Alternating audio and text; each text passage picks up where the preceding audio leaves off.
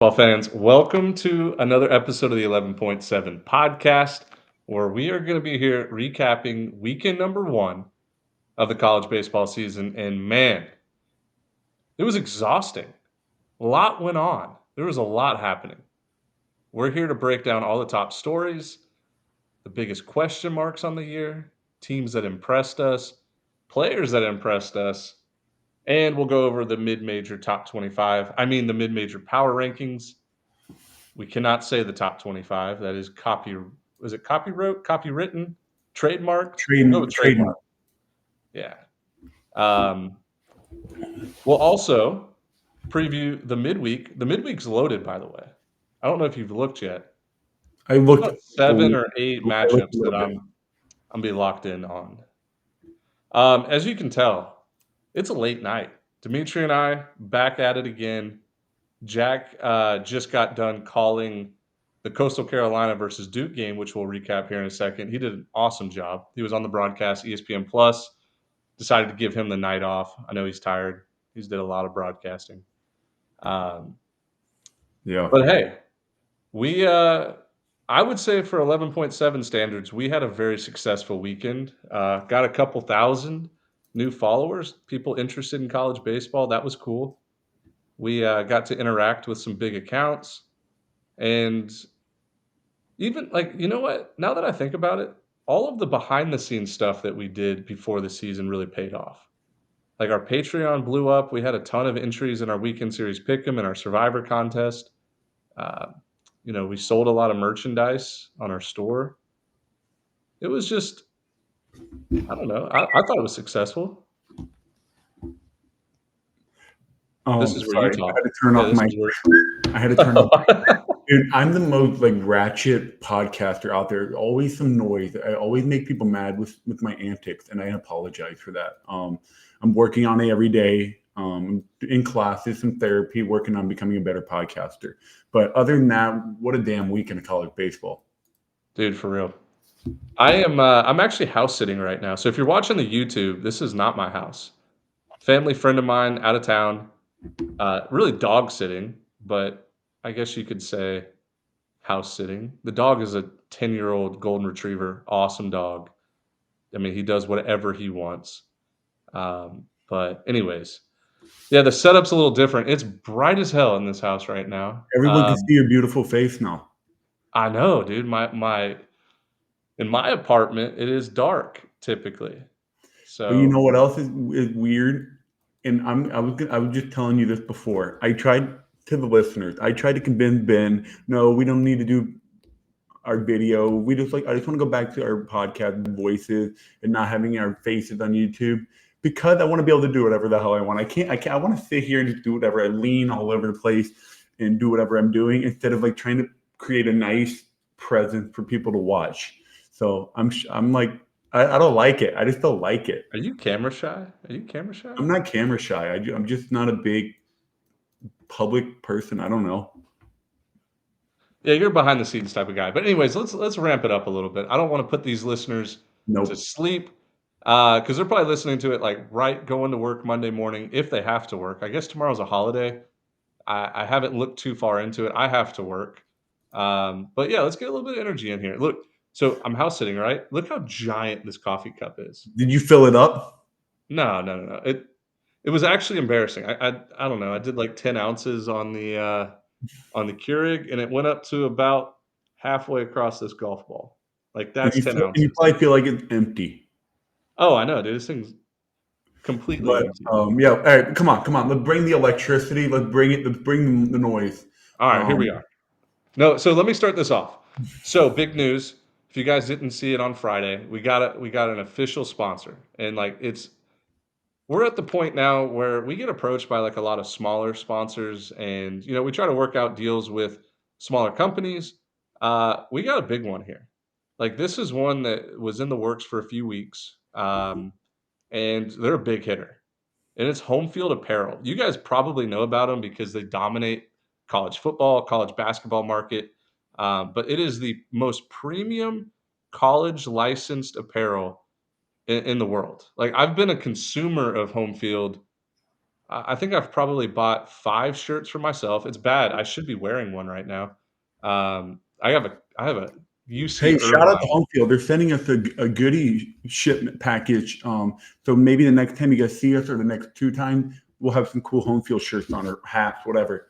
So Yeah, I mean, I have so like I was saying, I have like 5 shirts, and I'm not at my house right now, so I couldn't put one on, but I have a sick UC Irvine Anteater that's surfing.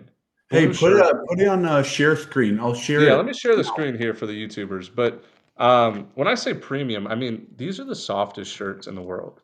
And I know I'm probably talking to people that already know about Home Field. They probably are, customers of theirs. But just for the ones that aren't, let me pull up UC Irvine real fast. I'll show you the shirt that I have. I'll share Here, my I screen. have the screen. Just click the share screen. Yeah, there we go. Are you yelling at Um, me? well, of course, I'm going to show the Miami first because, well, of course, right? Like, look at how cool. Like, of course, it's licensed apparel, but they also have like a personal touch and retro vintage feel to all their shirt. Well thought out design. So I really like them. I mean, like, you got a little Miami Hurricane long sleeve shirt, a bunch of cool stuff. This is cool. The IBA, Perfect Storm, National Champions in '01. All right, let's see. What do we got? UC Irvine. Yeah, there's a UC Irvine shirt that's just the best shirt on there. It's This probably is one of their. sweet. Yeah, look at this thing.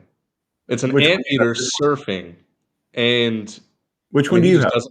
doesn't the one you just went over, the one on the far left. This? Yeah, dude, you gotta remember, this is a podcast, Dimitri, like, I would say 75% of our, like, listeners are on podcasts, so we gotta go through this pretty quickly. But for the ones on YouTube, this is my shirt. Surf's Up, UC Irvine, it's sick. Now let me tell you our deal with Home Field. So, Home Field, first of all, incredible people. We got to meet a few of the guys and girls that work there. Just people like us, big sports fans. They want to give people that enjoy college athletics opportunity to wear their team or maybe Dude, give these are gifts. sick.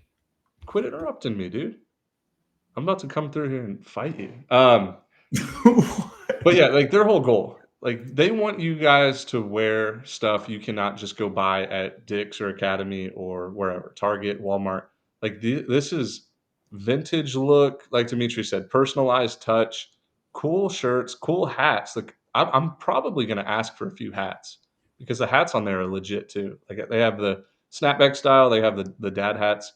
But anyways, so we have a promo code. It's 15% off your first order, and it's CWS24. So just think College World Series 24, and it'll give you 15% off your first purchase. Obviously, the deal is already in place with us. Like they are paying for the winners of the Weekend Series Pick'em and Survivor contest to have this Omaha experience with us. That's our deal with them, but we want to show them love in return, and that's why we asked for the promo code.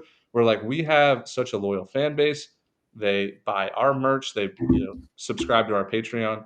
Like they will buy your products. We promise you we will tell them about it, and that's where we're at now. So if you're looking to give a good gift for a holiday, birthday, whatever, this is what your loved one is going to want. Boys' clothes, girls' clothes, kids' clothes, mom, dad, doesn't matter. All shapes and sizes. So that's my home field pitch. And they're cool. Like they don't give us a script to say. Like we can talk about the products without a script.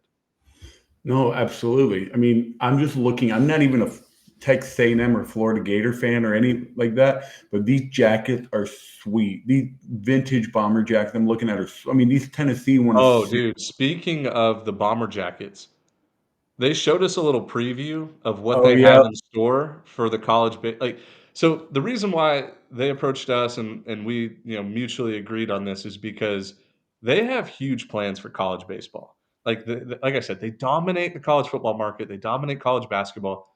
They're about to release probably, I mean, not even probably. They're about to release the best college baseball apparel in the world. What do you The mean? the 11.7 had the best.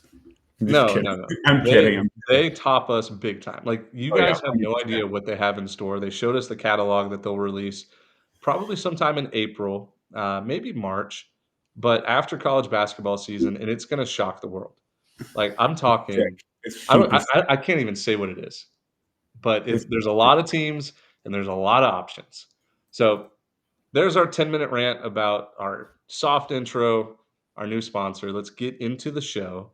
I wanna start off the show with the biggest story of college baseball and probably one of the biggest stories in the sports world, and that's East Carolina's own Parker Byrd. So if you haven't heard, I'll give you a quick backstory.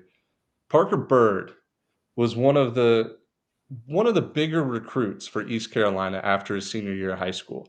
He got in a tragic boating accident where his right leg was amputated. And, he has to get the prosthetic leg and go through just tons of rehab and tons of recovery. And, like, he is now my white whale to get on the podcast or interview in person. I don't know. I wanna talk to Parker Byrd because over the last 19 months, he's rehabbed, he's trained for baseball, and he's earned a spot on this Pirates team. And he got to come into a game, pinch hit opportunity, and he drew a walk. So I'm the type of guy that I read the comments. Like, I read the comment section, and there were some negative comments. And it man, it really irks there me. were. I didn't see any. Yeah, like, this is a charity case, like, what are they doing? Is like, he needs to be a manager, like, not a player. Dude, that made me so mad. And, like, it take like, Dimitri, you know me, like, it takes a lot for me to get mad. I wanted to create a burner account on the spot and ping these people. Like, I wanted to look up their IP address, figure out where they are. Like, I was fired up because East Carolina takes pride in their baseball program. Like, it takes a lot to put on that uniform, and they were not gonna just give him a uniform. They If I remember correctly, they Cliff Godwin, I want to say 6 months ago, basically told Parker Byrd, it was like an interview or a snippet I saw, basically with or an article. It basically says something along the lines of tragic accident. He's one of us. He's part of our family, but he still has to earn it. He has to earn his scholarship. They said we're going to honor your scholarship, but you got to earn your way on just like anybody else. And I think as a competitor like myself, I would rather them tell me, "Hey, I got to earn it." And Parker Byrd probably used that as motivation to not only rehab for his life, walking to class, walking to his car, getting out of his car, walking like when he has kids, he can play with his kids. So he wasn't just rehabbing just to play baseball. He was rehabbing for the rest of his life. So using that as motivation to get ahead of the curve was probably massive, not just for baseball, but in life in general, for him to move again. And athletic, I mean, obviously he's pretty athletic, more athletic than the majority of the population with one leg. So Oh, that's easily. pretty Yeah, I awesome. mean, this kid was, like, a top recruit. Like, he's a good baseball player. He's a really good Like, player. he would post I remember this offseason in the fall, like, he would post videos of him hitting in the cage. It looks completely normal. If he didn't like, if he was wearing long pants, you would have no idea he's missing a leg. So, Let that's me what's ask you cool a about it. question. Let me ask you a question. It's kind of off topic, but as a hitter, would you rather have your front leg or back leg? I was thinking about that. I was like, I wonder if they're the different. Well, it's his back leg. Yeah, yeah. I mean, I could not even begin to imagine. I needed both legs, Dimitri, to hit. Like, I needed them. If I didn't have both Yeah, legs, I I would need have everything. I need all 10 fingers. I need all yeah. both arms. I need my torso. I need everything to be half decent. I it I couldn't even imagine. I guess most people would probably say they would rather have their back leg because you No, can. but what about the rotational? Could with your lead block leg and you rotate, all that force goes in your front leg and you rotate on the Did ankle. you You know what I'm just talking set me about? up for this question? Did you set No, me up? I was Is thinking there about it. I is was there like, a I right want your answer? I opinion. don't know. I don't know if I there's want a your right answer. opinion. That was what I was thinking. I was thinking you load, right? You load, all that force goes and you have your lead blocking leg, your hip Why rotates do you for your keep calling ankle. it a lead blocking leg like it's football? Because no, lead blocking leg. Like when you pitch, you land on your front leg. It's your blocking leg where all your power rotates and stops. Oh, I thought The you were talking same thing about. with hitting. Same thing with hitting. You land, your front leg lands, I'm and you rotate. picturing a fullback going through the 5 hole, the lead Okay, think blocker. of like a lead your front leg blocking. I know what Where you're they talking about. I know what you're okay, all saying. right. So don't make me look stupid here. Like I know what I'm talking. Anyway, I was thinking that would be harder. So I don't. I mean, obviously, nobody would hope for either. one or ever have to pick one. But yeah, shout out to Parker Bird, massive, massive, and I can't wait for the day he gets his first hit. Yeah, it's gonna come. Like he's gonna play. I would say, He'll probably get 50 at ABs this year. yeah. I'm He's a thinking between freshman too. It's not like he's some fifth year senior who had a tragic accident. He's a freshman. So basically, as a freshman, it's hard to play anyway. And he's already oh yeah, getting an AB. And I don't think Cliff Godwin's the kind of guy just to put a guy out there for attention. right. I don't No, think he's that not kind at of all. person. He's So if trying to you're win out ball games. there, you earned it. Yeah, 100%. So, Parker Bird, if you're listening, love to interview one day. I would actually just love to send Jack over there and have Jack do a sit down interview. Nobody asks better questions than Jack DeLongchamps. And I know it's DeLong Shaw. Sorry, everybody's correcting me. It looks like DeLongchamps. Uh, anyways, Like Chanticleer, like DeLong DeLong Shaw. Chant, DeLong Shaw. DeLong Anyways, Chant, whatever. here's a last name I'm going to butcher, but another top story. A lot of big time media outlets picked it up. Matt Masciangelo, Masciangelo, Masciangelo, from Sacramento State on let's see on Saturday. Was it Saturday or Friday? Saturday, and It then was Saturday. there They was played more a hit by pitches doubleheader. today. Yeah, Sacramento State played a doubleheader on Saturday.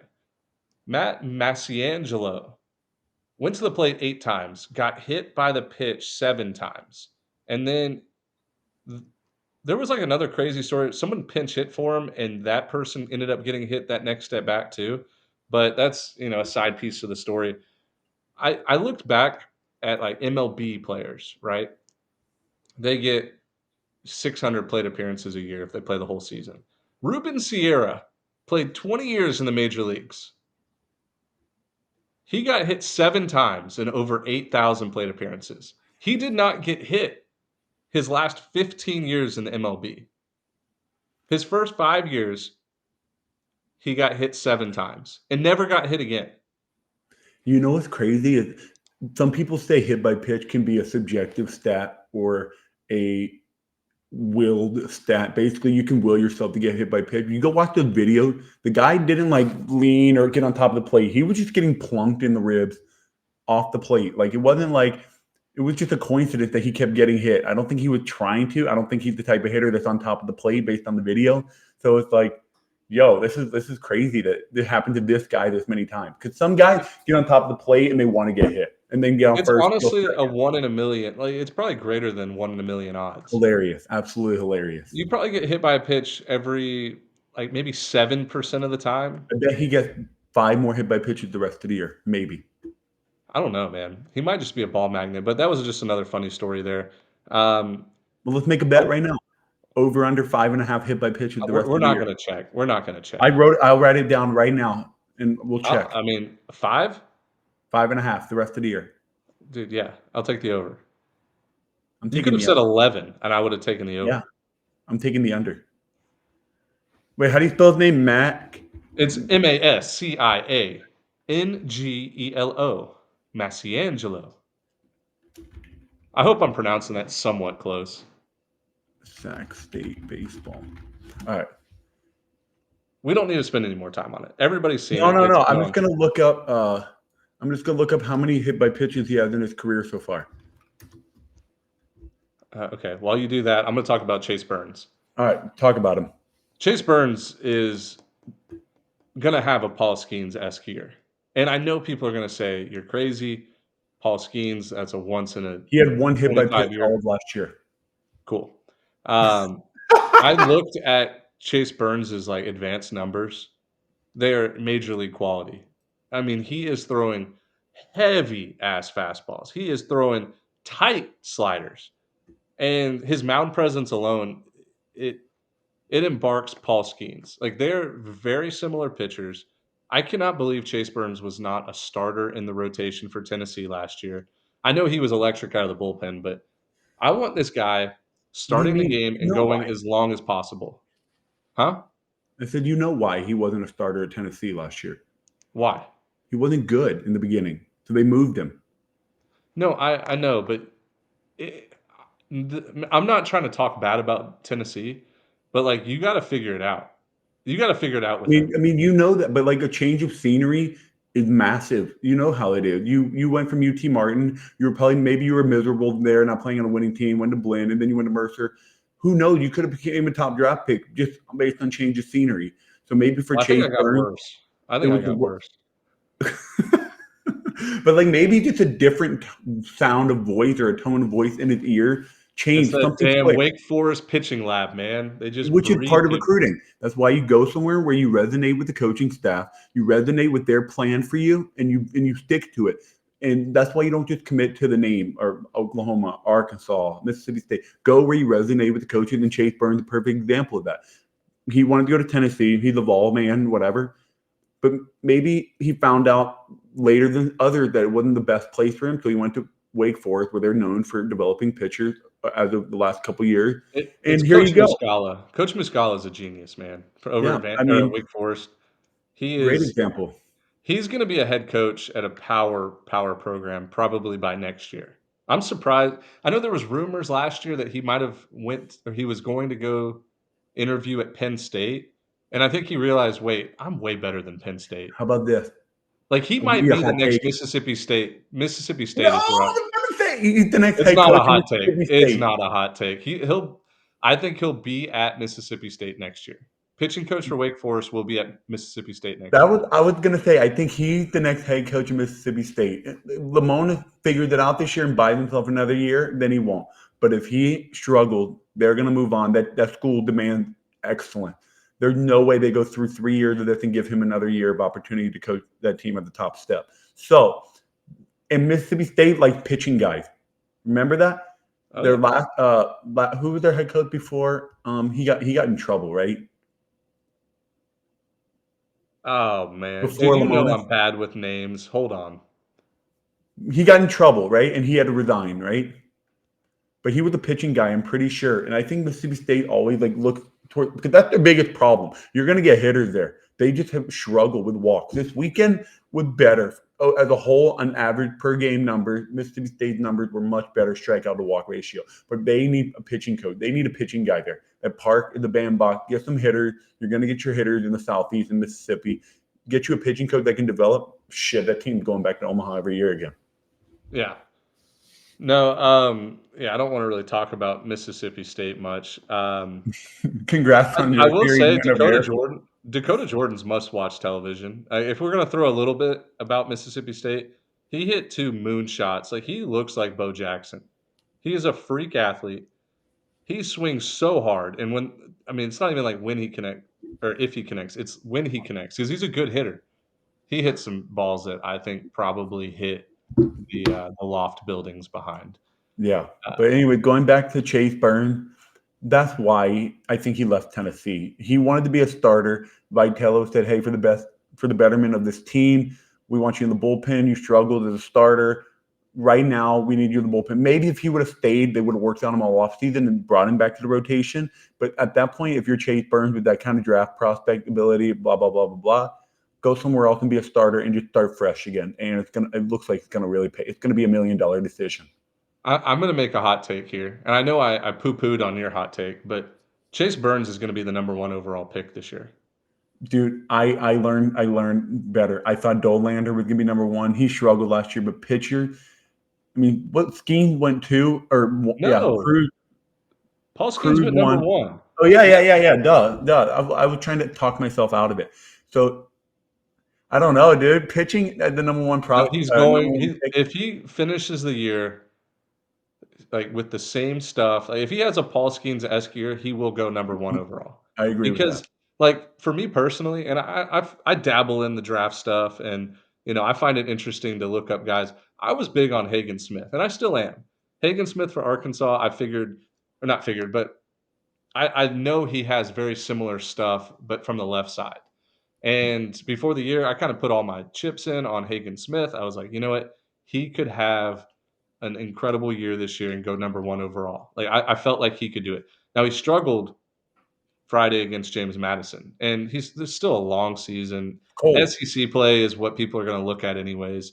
But for me, Chase Burns, Hagen Smith are the 2 best pitchers in the country, and then as far as stuff wise, and then there's a pretty sizable gap, and then you move on to the guys after it. But Chase Burns, like he has the size, the athleticism, the demeanor, and the stuff. He is Dude, he's got the electricity. Like he has that passion that I love in players. Of course, they're the guy that throws 98 to 100 and just walks off the mound like whatever. I just did my job. He like woo rah, let's fucking go, shit like that. Because he mattered and he's passionate about competing out there yeah. and he wants his team to win. And I think, dude, I think that's like that a little extra edge and a guy that I like or don't like. You want to know another little extra edge? Let's pretend like we're in the movie Moneyball right now, and we're the scouts sitting around the table. What a name, Chase Burns.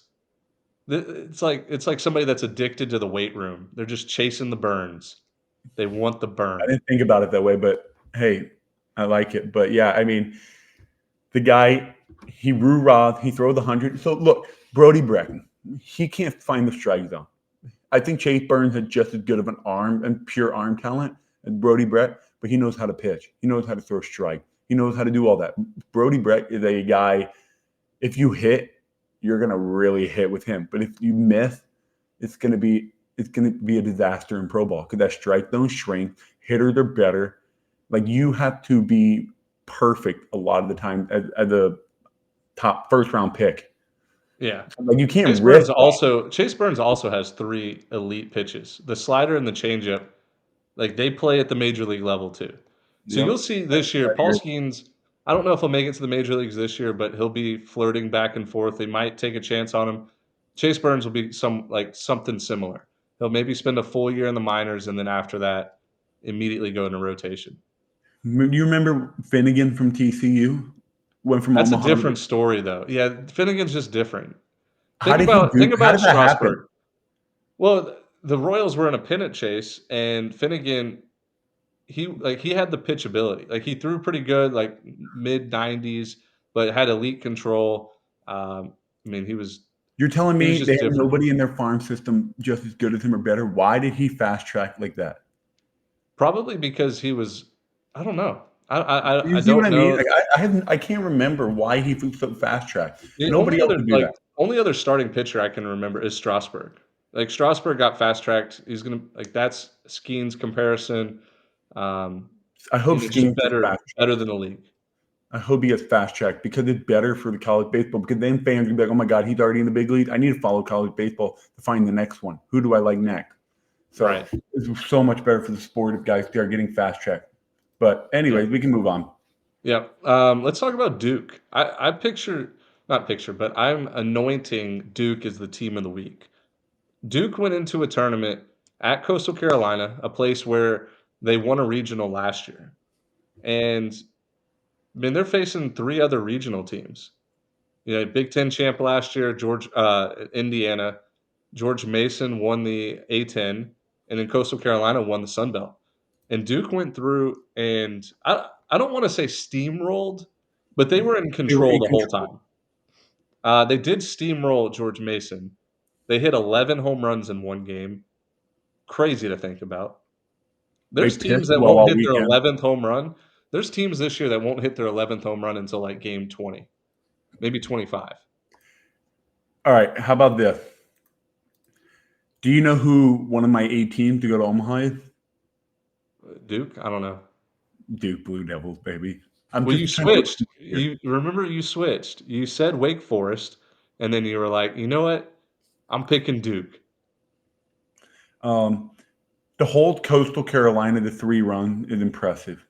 I Yep. mean, Indiana held them to 2. So speaking of the whole tournament, I know Duke is the focus right now, but Coastal putting up 5 runs in the final 2 games against good pitching makes me just a little bit concerned. I love overreacting opening weekend, but I'm just a little bit concerned. Like I don't think they can pitch well enough all year consistently to support an offense that's not putting up 5, 6 runs every game.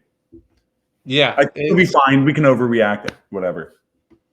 I do wanna bring up this point now, and it kinda ties into Coastal Carolina, but it's nationwide. I don't think the balls are as juiced this year, and because I watched Oh, I mean, probably 100 games on and off, like, over the 3 days. I mean, I was flipping back and forth through a ton of games. The ball's not flying. Now, it could be the cold weather, it could be wind direction, I don't know, I didn't look too far into it, but this time last year, it felt like guys were mishitting balls 400 feet. There Did were you, not as many home runs this weekend as I was expecting. did you watch much of the Texas San Diego series? Yeah, so my little brother was at that series, They and were he said the wind smashing was balls. They were dying.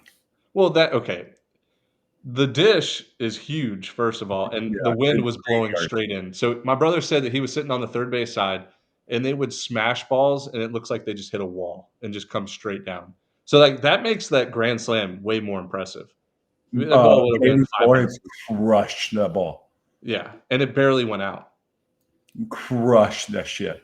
I mean, So, Melendez was parking them over the scoreboard. that's what I'm saying. I don't like I think we're back to normal baseballs. The last 2 seasons was ridiculous. Guys were getting fisted over, like, 400 feet. Yeah. So, I don't know, this is gonna be it'll probably take a month before I come, like, firm on my answer here, but right now, I don't think the balls are as juiced. Like, And do you think that the played against? Mercer played to Toledo, and Mercer's ballpark is tiny. Like, I'm surprised that you survived 4 years there as a pitcher. The ball I mean, it's a crackerjack of a ballpark, but I think there was only, like, 2 home runs that whole weekend. In 3 games, and usually you'll get 5 a game there.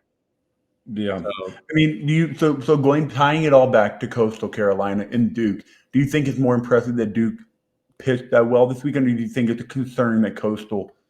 I mean, okay, they did put up 26 against George Mason, but I'm going to be honest, since Jack's not here right now, George Mason blows. they were so bad, dude. Their pitching was literally BP slop ball. They were throwing slop in there. Yeah, I felt bad for the George Mason So pitchers. is Coastal Carolina? Can we panic? Not panic, but be concerned. No, no, no, no, you cannot panic. They still have good hitters in their lineup. Duke's pitching staff was great all weekend. Duke ha telling you, Chris Pollard and Duke will find themselves in Omaha this year. They have everything it takes. So, Santucci was filthy on Friday morning. oh, he's awesome. He's gonna be an All-American. I mean, that guy really rose up my favorite pitchers to watch. Like every year, I find myself whenever they're starting, I put their game on. I don't care if it's a good game or bad game. I just want to watch that pitcher pitch. And Santucci is becoming one of those guys where I want to throw it. Like when Brody Brecht starts, I always watched him last year. But Mhm. Santucci is becoming one of those guys that I want to watch. Yeah, nasty lefty. So yeah, no, I'm not pushing the panic button on Coastal. We'll I was see. playing devil's advocate. I'm not panicking either, but I was just trying to get a reaction. Yeah, no, no, no. But it was a fun. It was probably was it my favorite tournament to watch? Probably not, but I did watch every single game. It was I, really good. dude, I'm bought in on this Indiana team like too. I know they lost game one to Duke, or yeah, to Duke, but they have talented players, man, and they won the last 2 games, they beat Coastal, they took care of business against George Mason, so watch out for Indiana. Indiana's gonna be I think they're gonna win the Big Ten, I still do. They can pitch. They play incredible defense. I mean, their defense was phenomenal all weekend, and they can hit. They have Matheson. They have Devin Taylor, the left Evan fielder, Taylor, and yep. then they have one more kid, Cerny, Tyler Cerny, something like Starts that. with a C, I don't know how to pronounce it. Cerny, Cherney, whatever. I texted you. I was like, I'm impressed with the Indiana team. I really like this team. And the way Iowa played this weekend, it is only one weekend, but we're going to make an overreaction here. Indiana could become the favorite in the next 3 weeks. A lot of people might change their tune on who's winning the Big Ten over the Yeah, next 2 weeks. Iowa lost today to Lehigh, but dude, Morgan and Brecht won 2 this weekend, they were both dominant. But Like, they Brecht struggles so bad with the walks. with the walks, but those should come around, like, he'll be I, fine. I hope it warmed up. Yeah, I agree. But But but Morgan on Saturday, I mean, I think he went he, 6 innings, 1 hit, maybe? He was nasty. and So, then I you don't got Obermueller on Sunday, the little lefty three yeah, quarter guy threw today. He had like 8 Ks in like 4 innings. yeah, they ended up losing the game, but, yeah, Iowa's still good too. No, I Nebraska agree. Nebraska will be good. Maryland looks really good against Georgia Southern. I'm not worried about the Big Ten. This will be the best. I think this will be the best Big Ten season Nebraska as a looked good this whole. weekend. Yeah, I said that. Nebraska, Maryland. But anyways, we're not here to talk about Big Ten right now. Can I talk about UC San Diego and like how we're gonna get ripped off not seeing them in the postseason? I'm gonna go see them. I think I'm gonna try to go see them for a little bit next weekend. Yeah, you're living like 10 minutes from They're campus. 10 minutes from me. So I need to go. I want to go see them, but I need to get in touch with one of those guys just so I can go talk to them and learn a little bit about UC San Diego because I've talked to people around here in San Diego. They said it is an embarrassment that UC San Diego is better than San Diego State. They said it's an absolute embarrassment.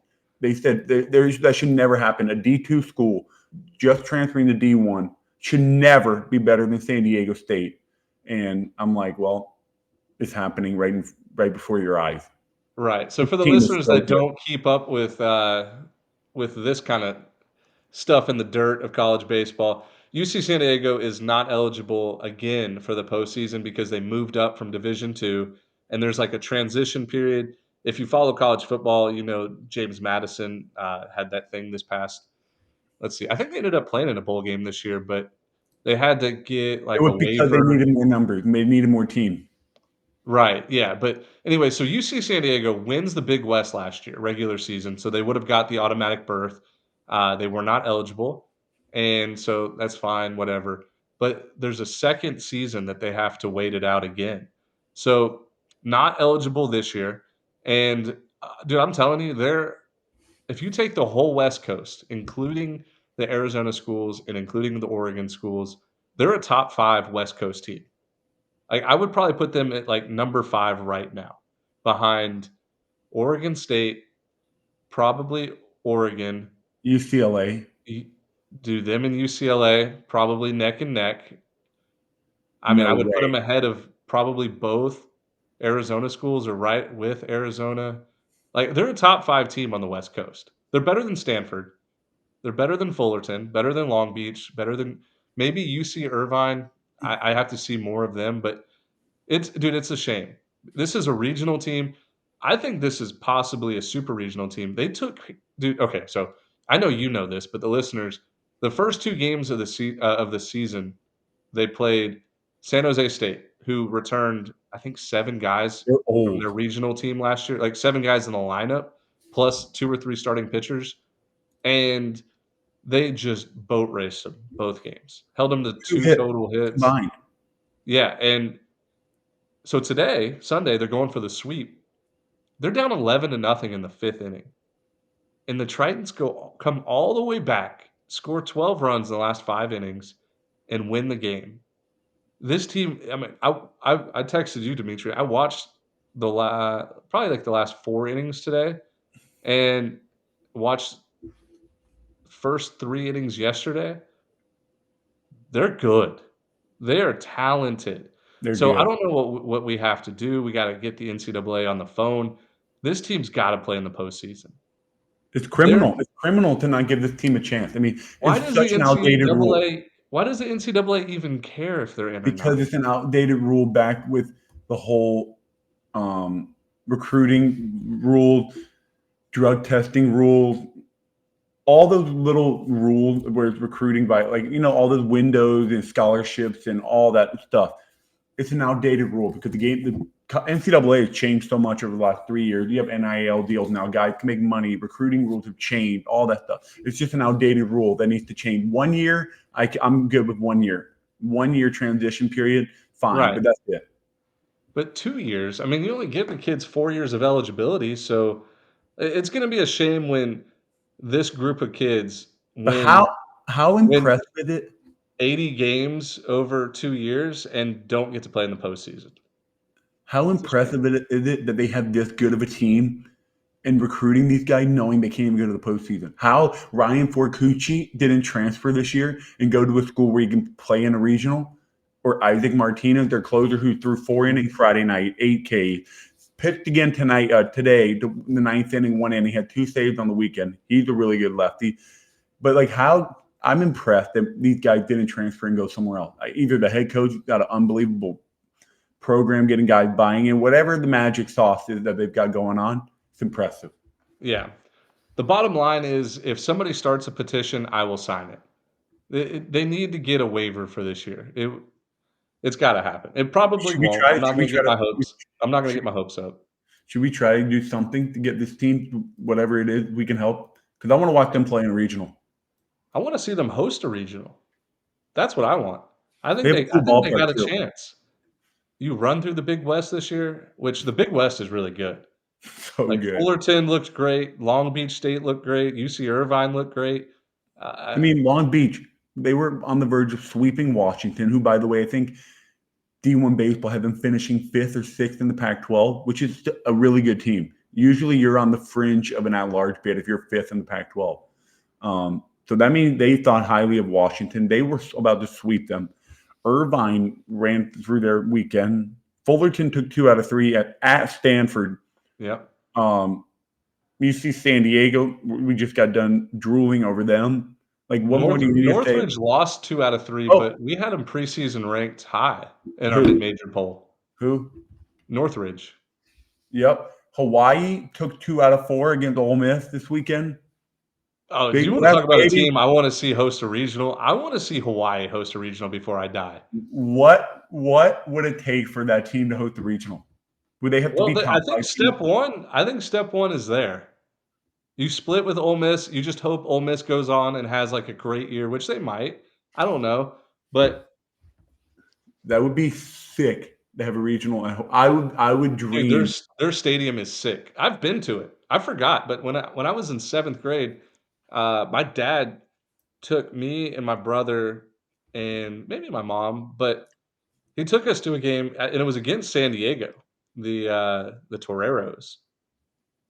Probably 2008-ish, and dude, their stadium is beautiful, like, so many locals come. It's just like a big party, and dude, I wanna see Hawaii host a regional before I die. I will be there. I think I would have to put my name in to get on a flight or whatever and go there and say Now I whatever. know it's probably I mean, it's not gonna happen this year, but they have a chance. Like, if they win 45 games and have this, split series with Ole Miss, maybe Ole Miss finishes 5th or 6th in the SEC, like, has this crazy year, the RPI is gonna be high. So, Yeah, San Diego, Santa Barbara, Hawaii, Santa Barbara lost 2 out of 3 again. Okay, we'll just go ahead and say this now about Campbell. We were wrong. We were oh, so wrong wrong. about Campbell. I thought it was going to take him a month or 2 to get going and be good again. I thought Santa Barbara was going to roll through it. I lost my survivor pick week 1. I'm already out. I think you did too. Yep. So we were wrong. We're wearing it right on the chin.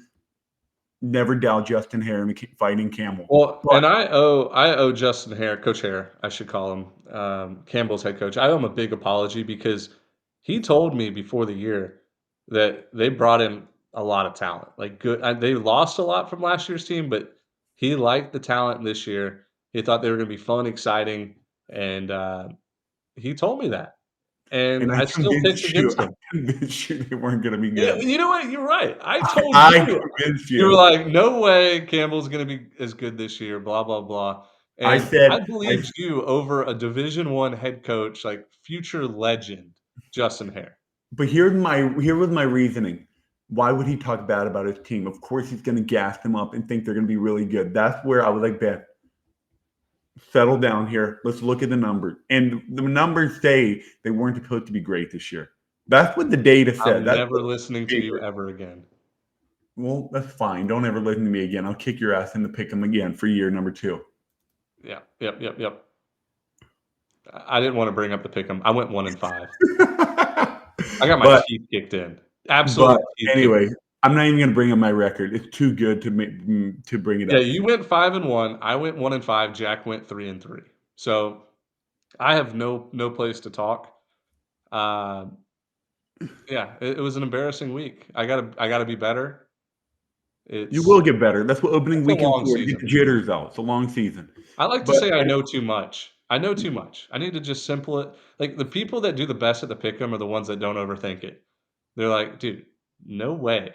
Like, Campbell's winning at home 2 out of 3. It doesn't matter who they're playing. Arizona's winning at home. Yeah, Virginia Tech and then losing to Charlotte, stuff like that. right. So But one last thing about the Big West, Santa Barbara, dude, they won 20-8 on Friday night. Yeah, they lost the series, they blew it. Couple key miscued walks and stuff, but they're still a really good team. Hawaii split with Ole Miss. Fullerton, 2 out of 3 at Stanford. Long Beach almost sweeping Washington. UC San Diego took San Jose State to the woodshed with sweeping them. Irvine, they won 3-0 this weekend. Like, what more do you got to say about the Big West team or Big West Conference? and the Big West is so important. Like, when the Big West is good at baseball, it makes college baseball way better.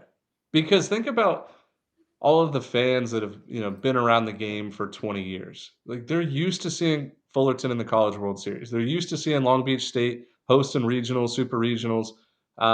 It's they're teams that everybody's familiar with. None of them have, or I guess a few of them have football, but most of them don't have football. And like it's a baseball conference.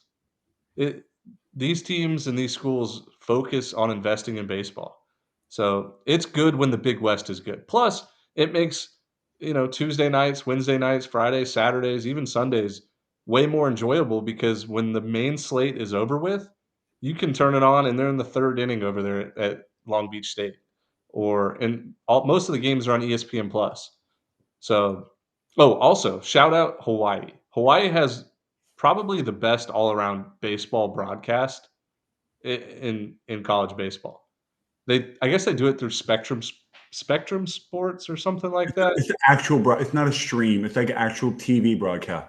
Yeah, and they streamed it over ESPN Plus on Friday night for opening night against Ole Miss, and dude, it's major league quality. I love it, and the announcers are great.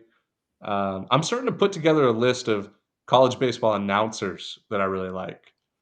So I might have to blog that. I might have to blog like my top 10 off the Hey, top of the Southern head. Miss, Southern Miss, they better be in your top 5, top 3. Yeah, I mean, I can probably rattle off. I don't know that I don't have the names in front of me, but Southern Miss. Well, let me start at the top. LSU, Texas have the 2 best. LSU and Texas, 2 best Jason, announcers and Jason broadcasters. Baker is Southern Miss, by the way. Yeah, Southern Miss is up there 100%. Jack DeLongchamps, he's up there. Dude, Jack's a beast. I was He watching the really Duke is. game. He's really good. I was enjoying watching the game. Yeah, and his partner too. Like both of them, like awesome chemistry. So those 2 are up there. I like Texas. Hawaii. I like Texas for the most part. He gets a little a Well, homerism, so but does the LSU guy too, but that's what makes it great. yeah, like you want to hear when they're sad that their team's losing. Like I want to hear some Yeah. of that too. It makes it more fun. Nothing was better than when on Saturday Northeastern hit a home run against Arizona, and Arizona, you could just feel Arizona's announcer just deflate. It was in the 8th or ninth inning, and he's like, blah blah blah, swings, hits it up, and that is gonna get out of here. Yep, that just gave Northeastern the lead, and wow. You I know mean, who? he just was deflated. Yeah, I mean, but that's fun. That's fun. That makes you, if you're rooting for Northeastern, you're just like, let's fucking go, man. Sit It your sorry ass, sad ass down. Right. But No, it's great. Mississippi State has a good one. I was just gonna say, super Southern accent, dude. Mhm. I can hear it in my head all the time. He is straight out of Mississippi. His accent is so strong, but he's so well versed. He does a really good job. Yep. You know who also has a good one is Miami. I enjoy Yep. Miami broadcasts, they're good. I'll have to by the end of the year, I'll have the blog out, and I'll rank them 1 through 10 with their actual names and, maybe, like, clips of the broadcast, but definitely LSU and Texas 1, 2. I I I could fall I mean, those guys could put me to sleep in a good way. Like, I could just turn them on, listen to their voice, like Vin Scully style, and, I mean, that's what you wanna listen to before you go to bed. Let's see, what were we just talking about? Oh, I know what we were gonna bring up. We were talking Big West, the 17-inning game, Long Beach State, Washington, game 3 gets called because of curfew. Now, let's explain curfew real fast. I know they were in the bottom of the 17th, and there was a runner on, 1 out for Long Beach State. They could have walked it off. 17 innings is a lot of baseball. That's a doubleheader back to back with no break in between. And Washington's fighting for their lives, just trying to salvage the series, get one game. And Long Beach State's trying to sweep and like make a statement. Like we just swept, you know, above average Pac-12 team, and so they call the game. People are like, "Oh, this is it's not America, baseball, no time limit, blah blah blah." Well, Washington had to catch a flight. They they did not expect to be there until 7:30 Pacific time when the game started at 1. Here's They my didn't question. expect it. Isn't the rule usually you can't start an inning after a set time, right? I've never seen a game just get called in the middle of an inning. Usually it's, hey, 8 p.m., no, you can't start an inning after 4 p.m., for example. Right. If you start the ninth or the 17th inning at 3:58, you play that last inning and then it's over. If it's a Well, tie after that inning, I'm sure this is what happened. I'm sure both coaches agreed either before the game or even during the game. Hey, at 6:45, we have to it's a drop dead. We Washington, we have to go pack the stuff up, go to the airport, and we fly out at 9. Like we have to like we cannot go past 6:45. So I'm sure that's what happened. I know both coaches probably agreed on it. I think it's a little bit different circumstances than like normal curfew. Like, oh, we can't start an inning after this time. yeah. So I think it was just a drop dead time limit. Speaking of dropping dead, did you hear what Coppin State did today? Wait, what? They quit their game in the fourth inning. Their Dude, you fifth can't inning. wait, time out. Let's take it. You can't say, speaking of dropping dead, did you see what Coppin State did today? Bro, you just made my heart stop. I thought someone Oh died. no, you said drop dead, like end the game kind of thing, and I was saying, did You, you? Speaking of that, I come like, I on, come knew, on, there was like, dude, context there. I knew nobody died today because we would have seen it, and you just brought it up as speaking of Coppin State, or no, speaking of drop dead. Did you see what happened to Coppin State today? That's So on you. hold on, 8 inning, 8 inning. Wait, was it yesterday? Oh yeah, okay, yep. Second game of today, doubleheader versus Coppin State will not count because only 3.5 innings were played. They were up 25-2 in the fourth inning, and Coppin State just dipped out and said we can't play anymore. They threw over 300 pitches in 4 innings or So the game something. doesn't count. Nope, doesn't count because they didn't get to Oh, the dude, 5 innings. that's such a win for Coppin State. No, I that's such a win respect. for Creighton, RPI dweller, Coppin State. Oh, but I mean, I don't think about the RPI. Like, I think about winning games. Okay, yeah, Coppin State basically got out of a loss. They were just like, ah, we're done. It was 20. It was 25-2 in the fourth inning. And you know what? They were beating Creighton in like the 7th inning today. In the first game of the doubleheader. Because I put it out in the gambling picks. So Creighton was only minus 180, right, to Coppin State, and I messaged the group and I said, "You have to hammer this." Like, the minus 180 against Coppin State, they just beat them 28 to whatever, and they were dude, I looked at the score and I was like, "No way." Like, I just gave out a losing pick to Coppin like, Coppin State will win 3 games this year, and I just gave it out as, like, a hammer play. Um, yeah, I mean, that sucks. Like, Creighton got some BP. That's good. But It isn't that reminds me crazy? I don't know if I've ever told this story on the pod, but I think the listeners would like this. When I was in junior college one year, there was a team, Laredo Community College. I think they've gotten a lot better, but they used to be so bad. Like, it was automatic 20 runs when you played against them. And Laredo is on the border, like where they're fighting right now to build the wall. Like that is like the wall is right down the like you can see the freaking border, Mexico Texas border. And so we drive down there. It's a long drive, and miserable. And we show up 3 hours before game time, and the Laredo coach came over to our dugout and was like, "Are y'all going to take BP today?" And I think it was our assistant coach. I wasn't there at the scene, but this was what was told to us. I think it was our assistant coach said, "No, we'll just take BP during the game." Like, absolutely disrespectful. So Oh, funny, dude. That's what Creighton was probably like, "Oh, no, we'll just take BP during the game. It's cool. We don't need to take it before." That's so bad. To say that to another coach's face, That is so bad. oh, man. So Um, funny, though. but anyway, let's talk Shriners. Yeah, I mean, Shriners is great, and they put on such a good the Shriners puts on such a great tournament, every tournament that they do, but I wanna give props to Flow Sports.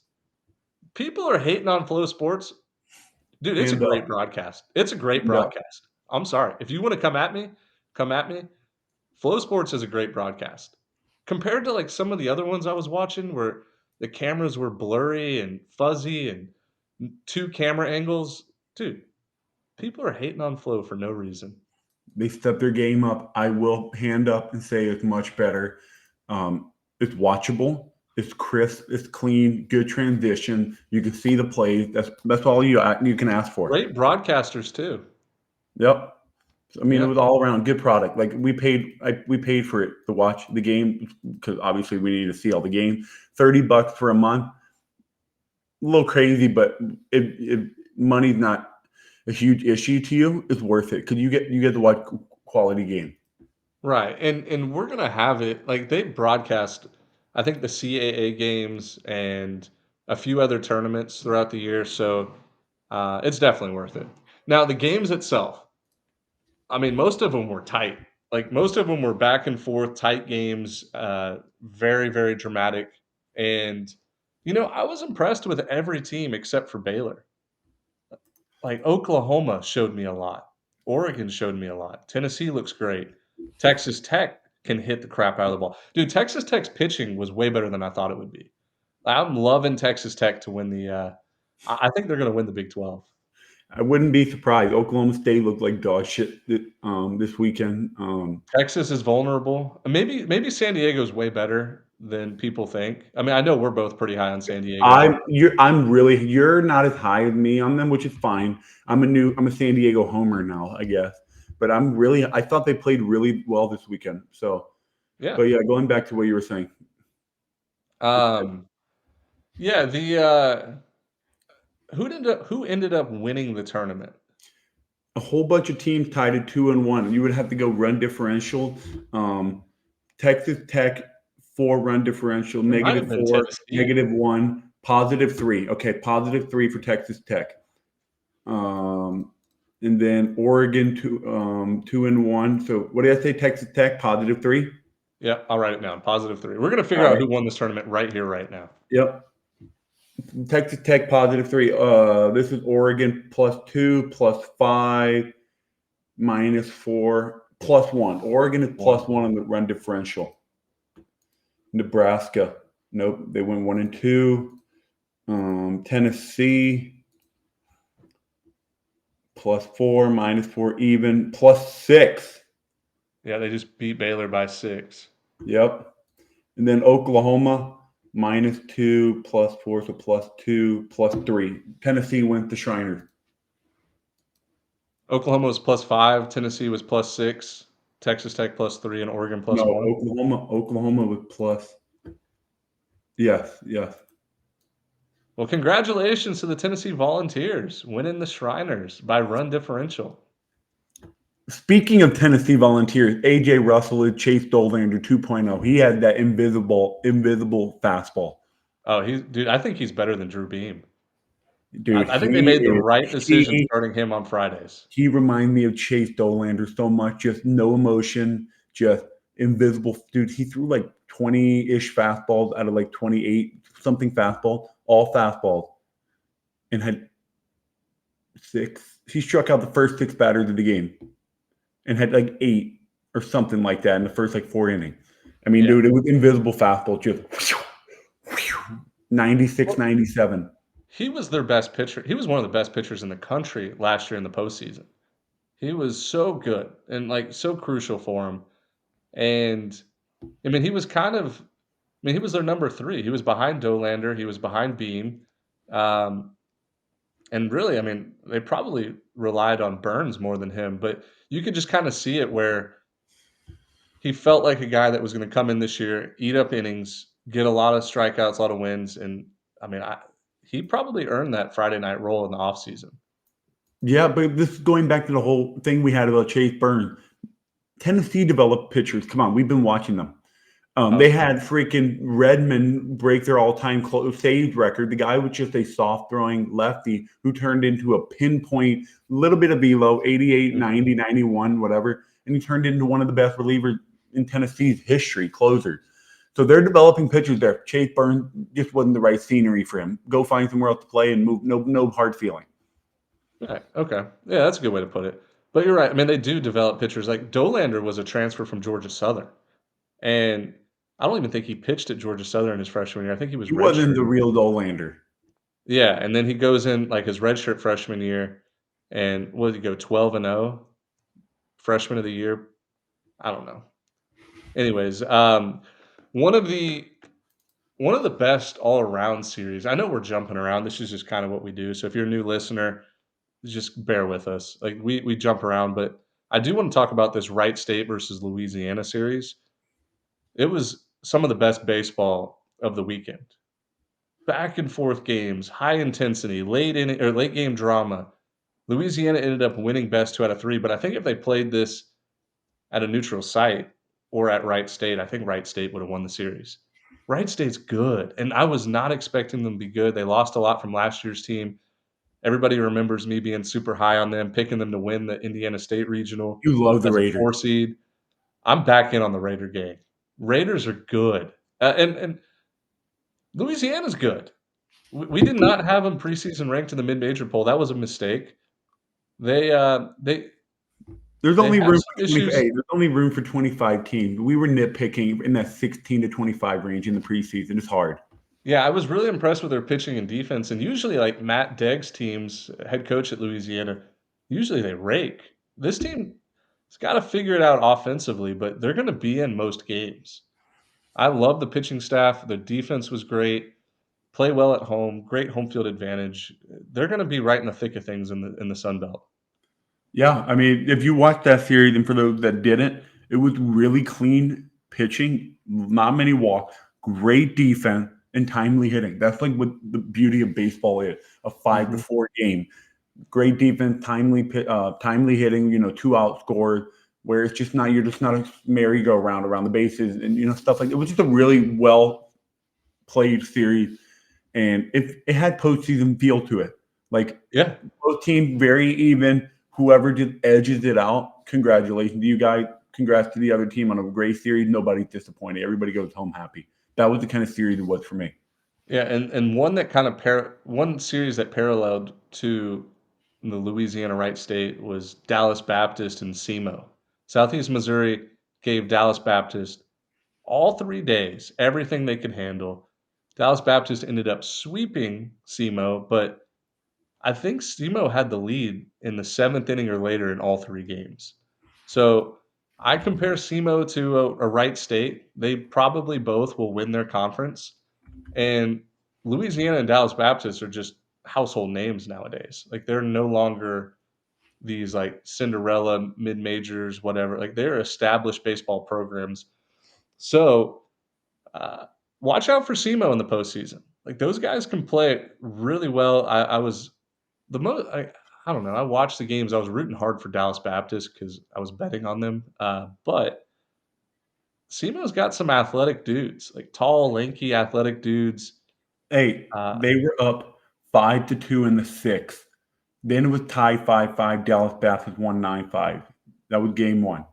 Game two, SEMA was up 6-3 in the 6-4 in the eighth inning. They blew it. They lost 8-6. That was game two. Game three, SEMO 3-4-2, 4-3, 5-3, 5-4, 5-5. Yep, they lost an extra inning 6-5 in the 11th today. So they had the lead or tied in the sixth or seventh inning or later in all three games. yeah, it was almost identical to that Louisiana series. Yeah. Late, like, just 2 really good mid-major teams battling it out. So, they flew under the radar, those type of series, but I wanted to give them a shout out. Um, Hey, by the way, I was thinking about it and I saw someone kind of mention it. Remember how we talked about the whole transfer portal thing could kill mid major team?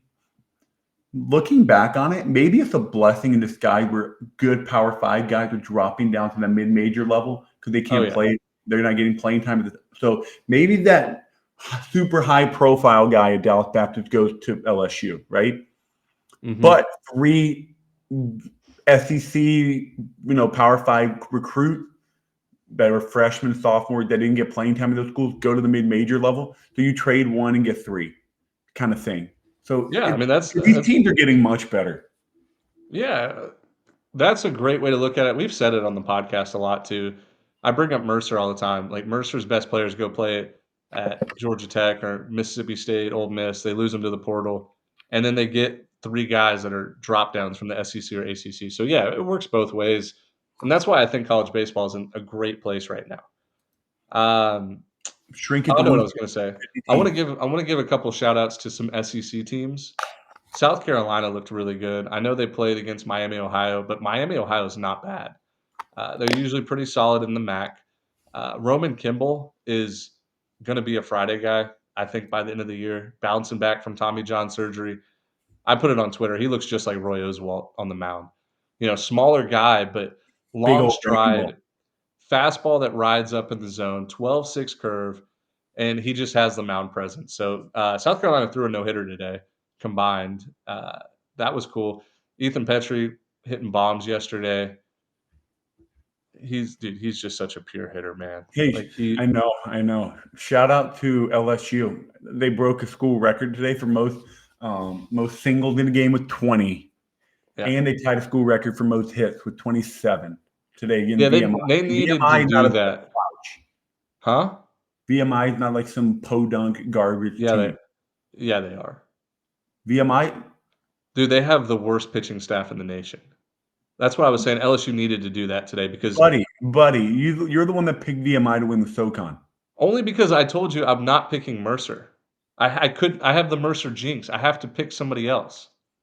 VMI is But you not going said to win the VMI is SoCon. going to be good. You can't backtrack this I one. said they're going to be offensive.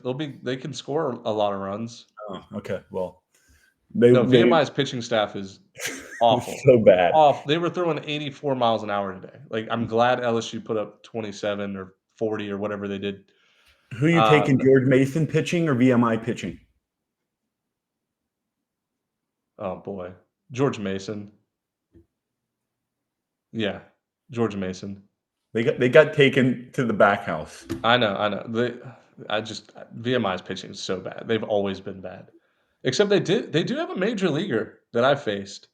I forget his name for the Twins. He's a starter. He's pitched a lot in the majors. Um,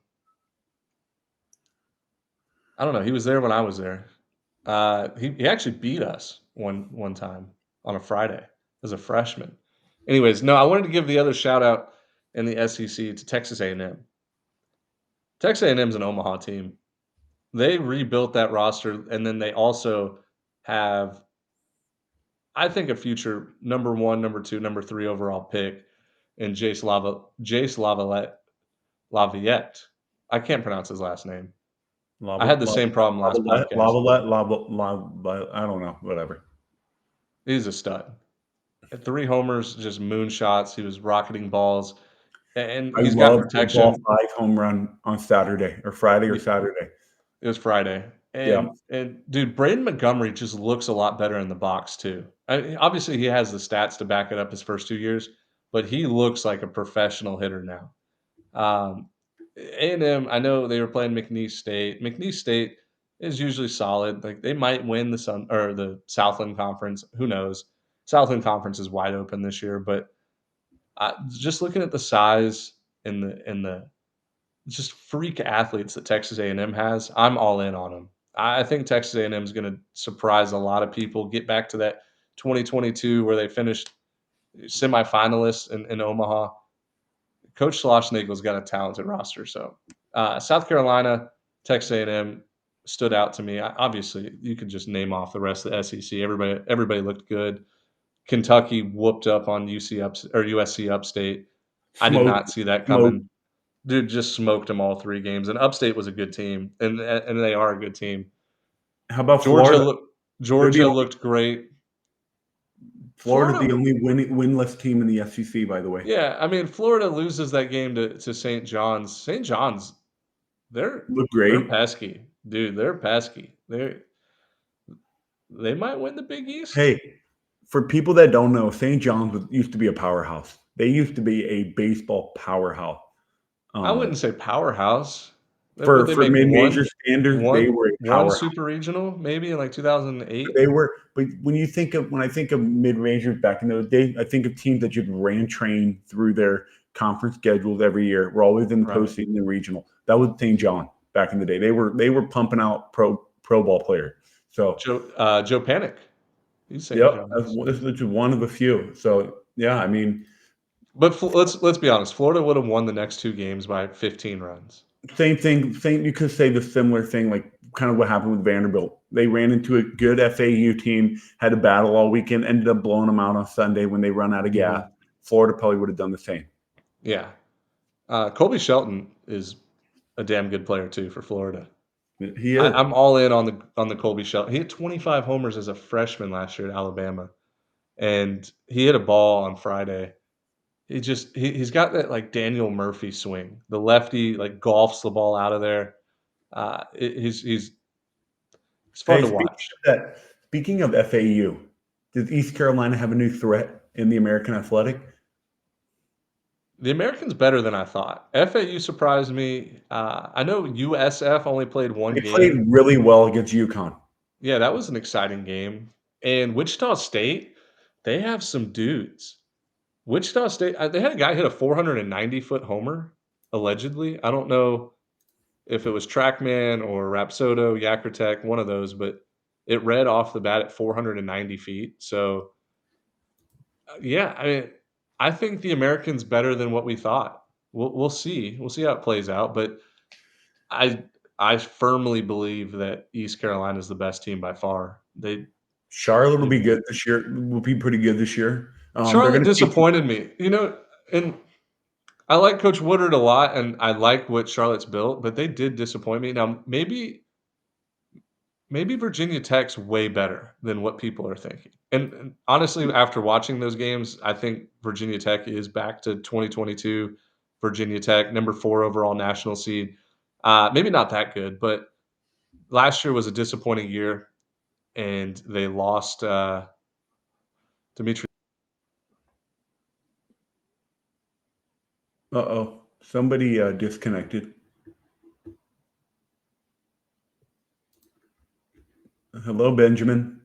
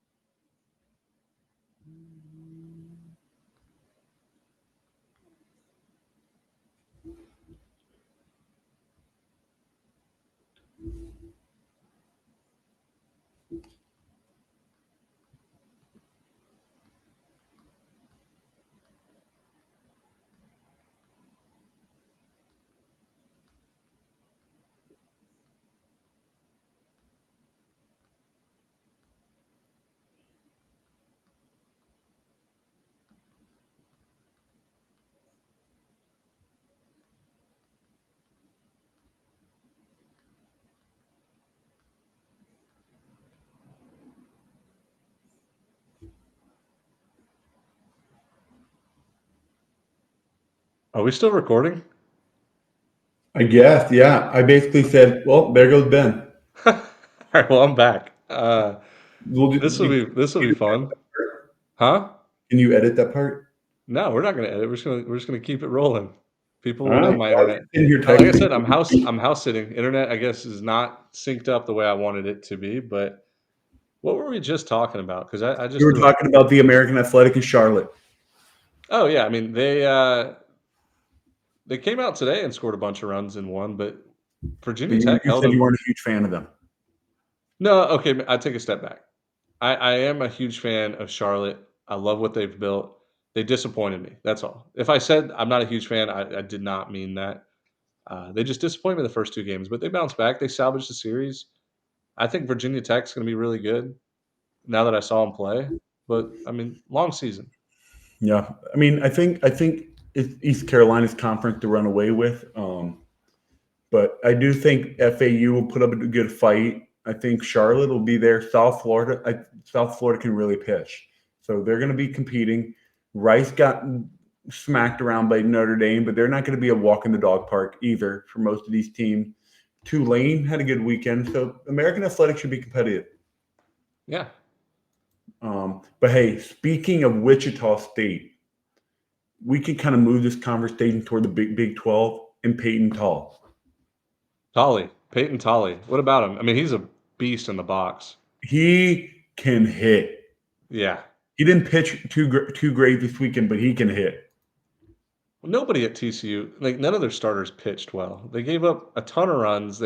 Every single game they were. I mean, They Florida did Gulf not look Coast like a top 10 team this came weekend. out hot in all 3 games. Florida Gulf Coast was.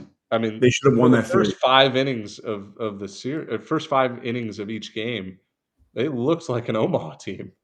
Florida Gulf Coast was smacking TCU around, but TCU just they got knocked down early, but they did not give up on the fight.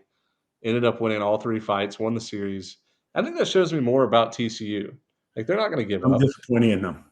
Yeah, they're not going to give up. They're gonna keep fighting. I think I think eventually their starting pitching should figure it out. Like they have good starting pitching. They just didn't show up this weekend. Yeah. But, I mean, Oklahoma State looked terrible against Sam Houston. Texas, Today they looked good. I watched some of the games it was today. I like, was what, rooting. 20 to nothing today or something? It was bad. I turned it off. It was like 15 to nothing. 19 to 2 But final. Sam Houston, I mean, dude, I think Conference USA. I think that kind of series is very common in college baseball. You just throw it in the dumpster and forget about it. Don't overthink it. Don't overanalyze it. It was just a Oh, you're bad. talking about like as a Oklahoma State player or coach. Yeah, just move on. Like, as a I was fan of gonna Oklahoma, say Sam Houston's gonna hold on to this series for a long you time. can analyze it from a Sam Houston perspective, but from an Oklahoma State perspective, they scored 1 run and then 2 runs the first 2 games, so 3 runs, and then put up 19 today. They just got caught sleeping.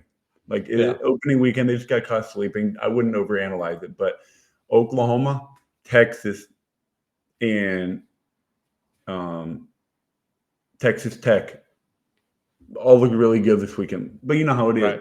3 weeks from now, we're going to be talking about how Oklahoma State's really good. TCU's heating up. They're so good now. It can all change in the blink of an eye. Oh, easily. Yeah, and nothing matters until conference play. Like Oklahoma State's RPI is not going to be hurting because they lost 2 out of 3 to on the road to Sam Houston. If it was a home series, it would hurt a little bit more, but no, they're not sweating it. They're going to figure it out. Oklahoma State, they have talent too, like elite talent. Yeah. Dude, But I that's mean, all the talking points I have here. Was there anything we forgot? um, honestly, off the top of my head, I think we covered a lot pretty fairly quickly. Uh, yeah, I mean, I'm just trying to think. Hey, a lot of attendance records were broke this weekend for opening day crowd, which was Oh, awesome dude, to college see. baseball is growing like It crazy. is on a freaking rocket to the And moon you right know now. what's funny? You know what's funny is I think college basketball is dying out. I can't watch a college basketball game. I used to be a huge college basketball guy. I, th- it, I don't know. It's not what it used to be. College basketball used to be way more fun when guys would stay 3, 4 years. You'd be able to like remember guys' names, and there were star players. There was mid majors were a real threat to go deep in the tournament. It feels just so watered down now. I would love to see, and I know college basketball is still ahead of college baseball. Like I'm not an idiot as far as viewership, money, this and that, blah blah blah. But I would love to see like a 5 year chart on trajectory for college baseball, college basketball. I think the gap's getting smaller. Maybe I'm an optimist and just love college baseball, but the gap has got to be getting smaller between those two sports. I think the overall product It's getting smaller, but in terms of coverage and popularity, it's still pretty far. I don't know. Because I just feel like there's more money, there's more coverage, more popularity, there's more outreach in college basketball than there is in college baseball. But I do think it's shrinking. I just still think it's pretty far. I It's mean, nothing it's nothing we need to worry about in the next no, 5 years, but I'm talking 10, 15 years down the road. I think the NBA is going to more of a G League style away from college basketball, and I think the MLB is doing the opposite. I think they're getting away from the low minor A league. rookie Yep. ball, extended spring training. They're Because like, "Hey, go to these colleges, go develop, go get better, and have the time of your life." I mean, think about it. Football, age matters because an 18-year-old, 19-year-old defensive lineman cannot go compete in the NFL. He's going to get Oh, his yeah. lunch eaten. Basketball, an 18-year-old basketball player that can really hoop can go play in the NBA. So there's that. Baseball, a 21-year-old guy that throws 98 can go compete in the big league. Is he going to be a sub 2 ERA guy throwing in the ninth inning in front of a sold out crowd in Fenway? Maybe not, but he could be an eighth inning guy in a 3-run, 4-run game where they're down. There's plenty of college baseball players that can go do that today. So I think that's where, like, hey, we don't need to just spend 4 years of minor league ball in bumfuck nowhere, United States. We can just take them from college, put them in double A, high A, double A, 1, 2 years away from being in the show. I think that's the better route, and I think we're slowly getting to that. Yeah, 100%. You know I who I mean, forgot to mention on the pod? And I know we're changing subjects here, but Travis Bazzana is one of the best college hitters I've seen in a long time. he's dynamic. Dude, Hey, how he's about the special. freshman Trent Caraway from or by the way, Oregon State looked legit this Oh, weekend. yeah. They were taking names. Kicking They're gonna ass be and an taking exciting team. names, baby. We love to see it. Trent Caraway, shout out to him, the freshman from Oregon State. He had like 3 home runs this weekend. Another freshman from Georgia Tech, Drew Burr, really showed out this weekend. Dude, That's so a I know Drew Burr. He used to come to Mercer camps whenever I would work him, and, like, I'm talking he was 12 years old and coming to Mercer camps, 12, 13, 14, all the way up to 18. Um, yeah, I mean, kid's a freaking stud. He was probably gonna sign for close to $1,000,000, turned down the draft, went to Georgia Tech, hit 3 homers this weekend, and just backside bombs. He's special. He's a future first rounder I easily. agree. I agree. Um, You know what's funny? Oh, can I talk about Georgia Tech just real quick? what about him? Georgia Tech started the year against Radford, 3-game series, right? We're Yep. talking about, hey, the pitching staff's going to be a lot better. They got a new pitching coach, yada yada yada. I turned the game on. It's 6-0 in the first inning. Radford put up a 6 spot against what's his name, Bussy, Trey Trey Bussy. Bussey. Yeah, put up a 6 spot against Georgia Tech's All American closer from last year that they converted to a starter, and I'm like, oh boy, here we go again. Luckily, they ended up winning all 3 games pretty easily, and the pitching staff looked fine, better than last year. But, dude, I was like, if Georgia Tech's gonna give up 20 runs a game again, this is gonna be ugly. But they did look good. All they need to do is just keep teams to under 5 or 6 runs, and they're going to win 40 games this year. Dude, their offense is special. I have them as a sleeper pick to get to Omaha. I think they're going to be one of those teams to shock people. Florida State and Georgia Tech are my picks out of the ACC. So yeah, I mean, we haven't even talked much about the ACC outside of Duke. Florida State, I don't think they. I think they got rained out. I think the whole state of Florida, besides Miami, got No, rained Florida out. State played every game, and they killed Oh, they Butler. did. They did. They went Butler. Was it Butler? Yeah, they killed Butler. 2 games. They played 2 games. Oh, okay. They got canceled yesterday on Saturday, but I mean, they outscored them 26-5 in 2 games. Yeah, Butler's not great, but whatever. But yeah, I mean, speaking of those freshmen, there's some talent coming in. There is a What I'm lot saying, of dude. talent coming in. High schoolers are saying no to the draft now. They're doing the old Dylan Cruz of I'll be a North Carolina looked maybe great. late. Yeah, oh yeah, North Carolina's good, but yeah, these high school kids, they're like, if I'm gonna be like a late first, early second, maybe third or fourth round draft pick, instead of signing for 600K, I'm gonna go play 3 years, have the best time of my life, get any girl that I want, make NIL money, try to win a national championship, and I'll sign for 2.8 million or 5 million. Or what did Cruz sign last year? Like 7 I or think it eight was million? I think it was like 7.2, 7.3. Yeah. Paul Skeens got like 8.1 or something around there. I don't Mhm. remember. But hey, shout out to Prairie View A&M. They are officially number one in the RPI ranking as of 12:37 a.m. Eastern time. The RPI is a whack job right now. It It's is a hilarious to freaking look whack at it. job. You could just tell the algorithm is even scratching its head. Like, the algorithm itself is like, "What am I doing here?" It's basically a whole algorithm with no data, so it's all out of whack. I love Right. looking at it Yeah. because. Anyways, But yeah, I think, dude, we covered everything, huh? yeah, we covered everything. We'll be back on Wednesday or Thursday, Oh, new episode. midweek. Oh, yeah, yeah, yeah, let's do the midweeks. I had them pulled up earlier, but there's some good ones. Let me pull it up too. We'll look at them together, everybody. A lot of in-state battles and then also, like, teams that are traveling from up north down south. There's a few games on Monday, so if you're a Some let's tournament see. games, yep, and rain postponed game. Yeah, so Um, Monday, so Arkansas plays against James Madison, Oregon State against Minnesota, LSU, Central Arkansas. Dude, Arkansas, they look shaky on Friday and they lost today. Now maybe James Madison's a lot better, but yeah, Arkansas's got to figure it out. Wow, we got West Virginia at Stetson for 2. Looks like they're playing a doubleheader. This is Monday we're talking about, so the day you're listening to the pod. BYU Grand Canyon, UNLV Stanford, Indiana State South Florida. Now I think that's going to be a it's big gonna be one. a pitching. It's gonna be a great game. Indiana, another team we didn't talk about. They looked good this weekend. Mhm. Oh yeah.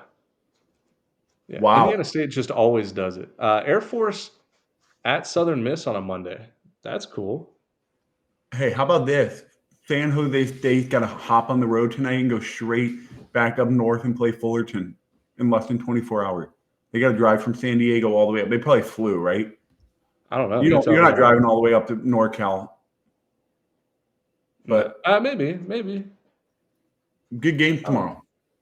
Yeah, and so let's do the midweek. So Tuesday, Old Dominion at Virginia.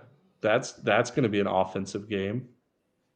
We're just picking out the big games here. Like, obviously, there's a ton of games going on. UNC Wilmington at Coastal. Elon always beats North Carolina in the midweek.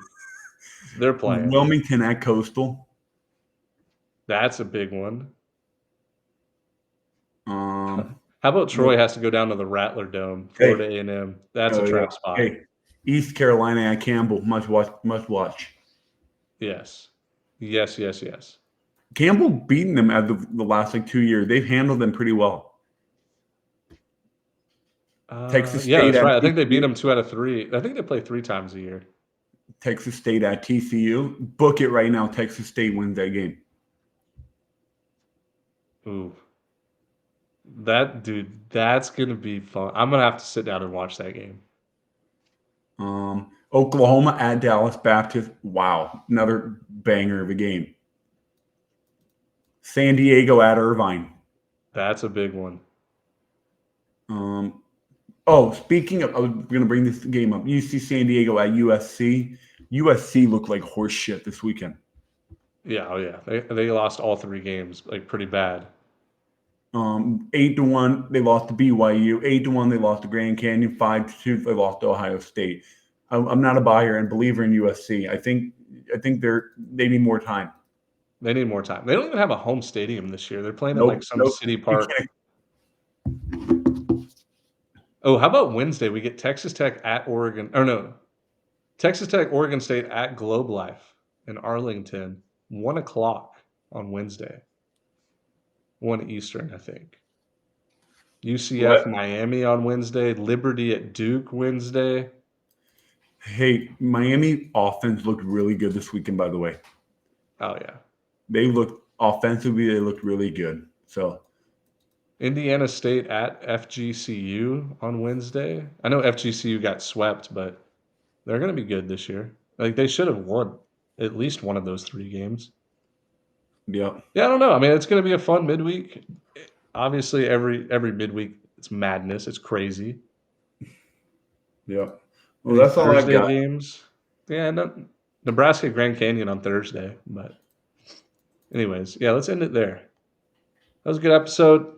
Thank you to everybody that's watching. It is late right now on the East Coast. I'm tired. We'll be back. Appreciate everybody's support on social media and listening to the pod.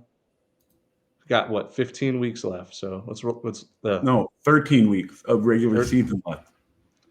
yeah, 13 weeks Hey, left. I'm to all the tired. new fan, welcome to the best sport in the world. To the old fan, appreciate the support, the listen. We're just getting started in 2024. Yes, sir. All right. See you, everybody.